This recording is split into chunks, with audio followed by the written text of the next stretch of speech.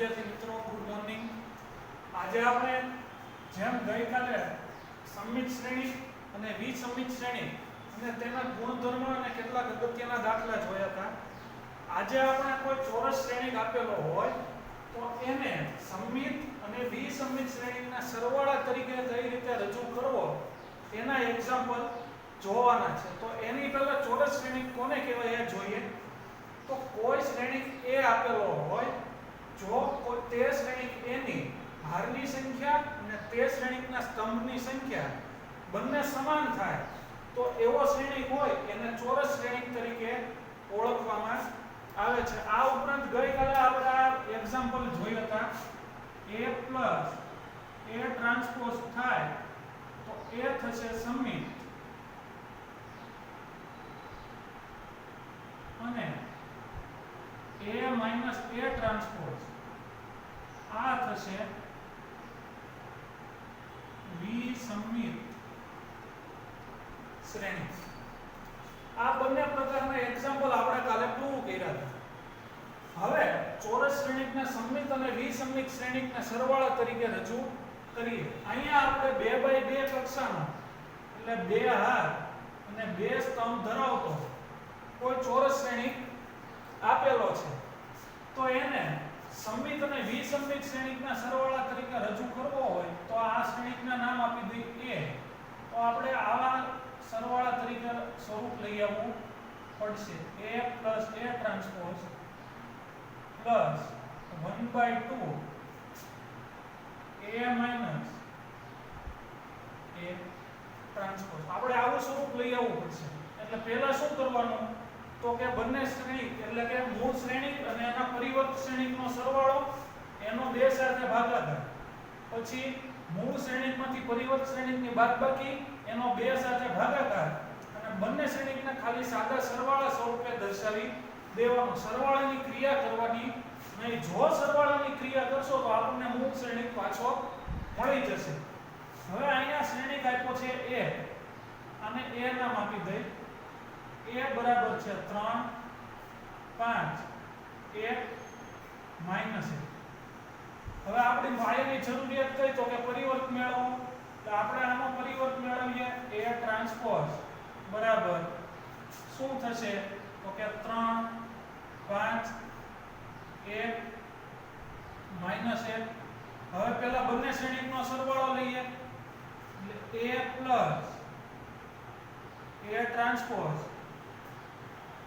અને એનો 2 સાથે ભાગાકાર એટલે 1/2 A plus A ટ્રાન્સપોઝ.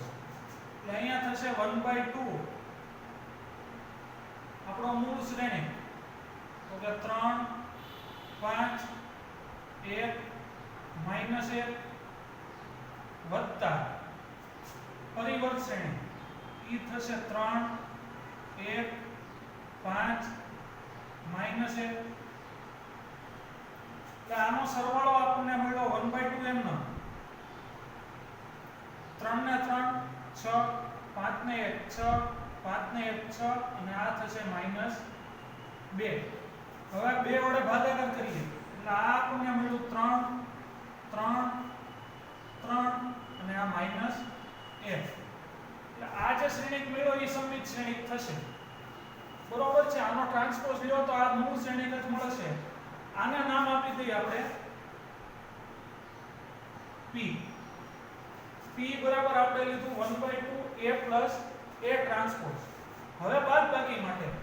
એના નામ આપી દઈએ Q. Q બરાબર શું લેવાનું તો કે 1/2 A minus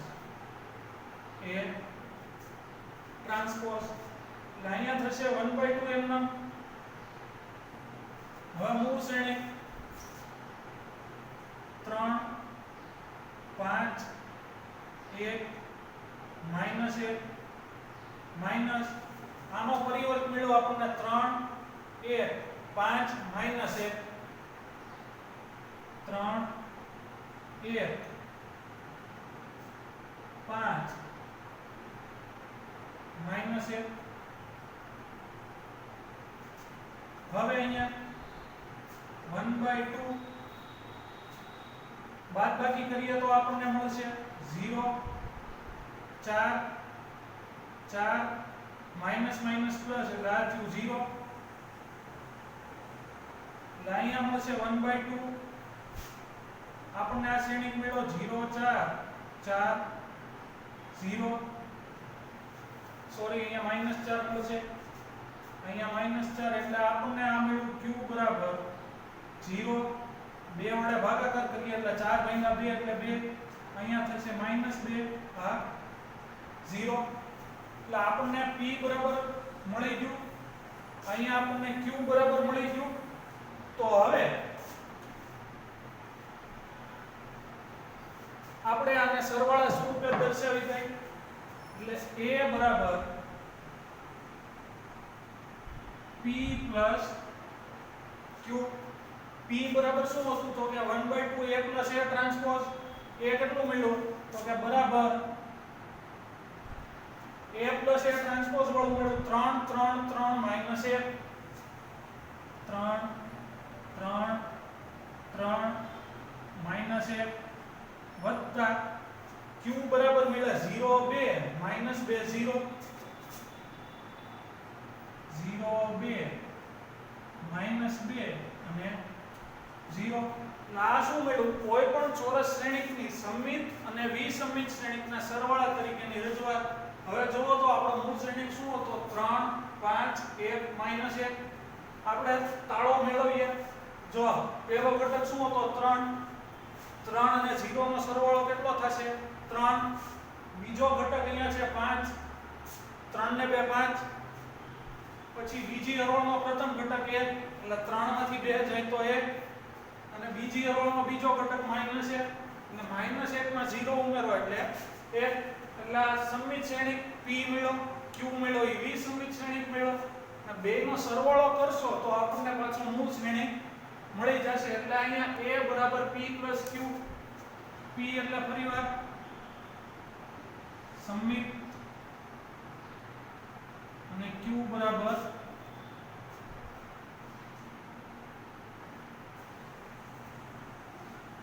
વિસમમિત તમે અહીંયા નામ ન આપો ને એઝ ઇટ ઇઝ રાખો 1/2 a plus a ટ્રાન્સપોઝ અને 1/2 a minus a ટ્રાન્સપોઝ તોય ચાલે ઓકે નેક્સ્ટ એક્ઝામ્પલ છે 3/3 નો ચોરસ શ્રેણિક એટલે 3 હાર અને 3 સ્તંભ ધરાવતો એના ઘટકો છે 6 -2 2 -2 3 -1 2 -1 અને 3 તો પહેલું મૂળભૂત સ્ટેપ પરિવર્ત મેળવો એટલે a ટ્રાન્સપોઝ બરાબર થશે 6 -2 2 -2 3 -1 2 -1 3 હવે આ બધાનો સરવાળો કરીને 2 સાથે ભાગાકાર એટલે તેથી આને p નામ આપી દો તો કે 1/2 a plus a ટ્રાન્સપોઝ એટલે થશે 1/2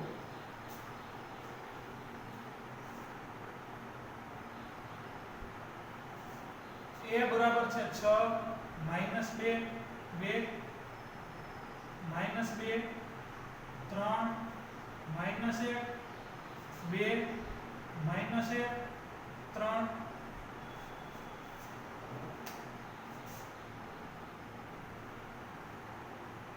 પ્લસ a ટ્રાન્સપોઝ આપણને મળ્યો 6 -2 2 -2 3 -1 અને 2 -1 અને 3 આ બધાનો સરવાળો એટલે 1/2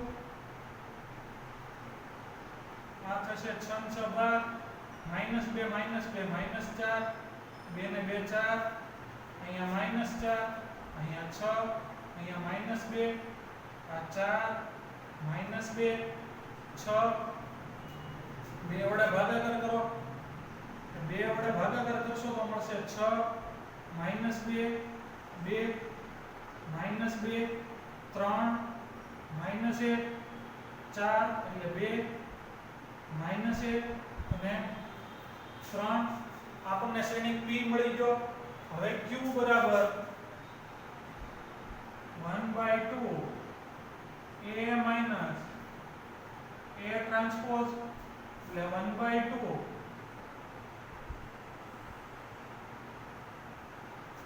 A બરાબર છે 6 2 સોરી 6 minus 2 2 minus 2 3 1 minus 2 3 1 અને 2 minus 1 3 એનો ટ્રાન્સપોઝ આપણને મળ્યો તો 6 minus 2 2 minus 2 3 1 સોરી minus 1 અને 2 minus 1 અને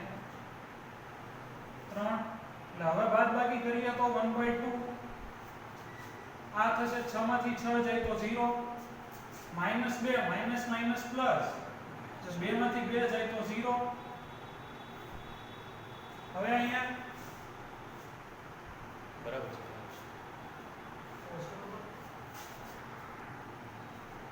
એટલે અહીંયા 2 માંથી 2 જાય તો 0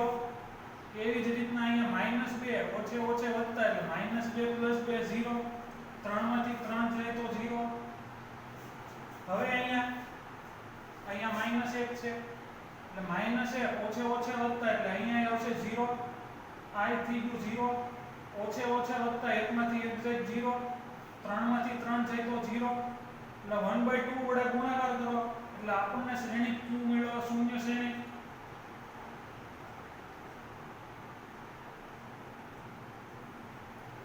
બરોબર છે 1/q બરાબર શું મળ્યું શૂન્ય શ્રેણી અને p બરાબર મૂળ શ્રેણી મળ્યો એટલે અહીંયા આપણે શું લખાશે a બરાબર p + q એટલે p બરાબર શું હતું તો કે 6 -2 2 -2 3 -1 2 -1 અને 3 પ્લસ 3/3 કક્ષાનો શૂન્ય શ્રેણી એટલે 0 0 0 0 0 0 0 0 અને 0 એટલે આ થયો 3/3 કક્ષાનો એટલે 3/3 કક્ષાનો ચોરસ શ્રેણિક અને એની ઉપરથી આપણે સમમિત અને વિસમિત શ્રેણિકના સરવાળા તરીકેની રજૂઆત જોઈ તો ફરી વખત આપણે ફટાફટ રિવિઝન કરી લે આપણે પહેલા શું જોયું પહેલા લેક્ચરમાં શ્રેણિકના પ્રકારની અને એની ઉપર બેઝિક ક્રિયા જેમ કે સરવાળો ગુણાકાર પછી જોયું તો શ્રેણિકોનો પરિવર્તમાં શું કરતા તો કે હારને સ્તંભમાં અને સ્તંભને હારમાં આડલા બદલી કરતા પરિવર્ત શ્રેણિક ઉપરથી આ બંને શ્રેણિકના પ્રકાર ભણ્યા સમમિત અને વિસમિત શ્રેણિક સમમિત શ્રેણિક કોને કહેવાય તો કે કોઈ શ્રેણિક a હોય જો a બરાબર a ટ્રાન્સપોઝ થાય દાખલા તરીકે આ શ્રેણિકનું ઉદાહરણ છે આ શ્રેણિક આપી દીધો છે એનો ટ્રાન્સપોઝ બંને સમાન મળ્યા એટલે એ કયા થયા તો કે a બરાબર a ટ્રાન્સપોઝ એટલે આ સમમિત શ્રેણિકનું ઉદાહરણ પછી વિસમિત a બરાબર -a ટ્રાન્સપોઝ થાય તો શ્રેણિક વિસમિત થાય વિસમિત શ્રેણિકની એક લાક્ષણિકતા છે એના વિકર્ણ ઘટકો કેવા હોય શૂન્ય હોય અને બાકીના ઉપરના અગ્ર ત્રિકોણના ઘટકો પ્લસ હોય તો પછીના નીચેના ત્રિકોણીય ઘટકો માઈનસ મળે એટલે વિસમિત શ્રેણિક થાય પછી શું જોયું તો કે કોઈ ચોરસ શ્રેણિક આપ્યો હોય તો એને સમમિત અને વિસમિત શ્રેણિકના સરવાળા તરીકે કઈ રીતે રજૂ કરવો એ આજના લેક્ચરમાં જોયું હવે આવતીકાલના લેક્ચરમાં શ્રેણિક ઉપર ભારની બૈજિક ક્રિયા દ્વારા કઈ રીતે શ્રેણિકનો વ્યસ્ત શોધવો એનો અભ્યાસ કરીશું થેન્ક યુ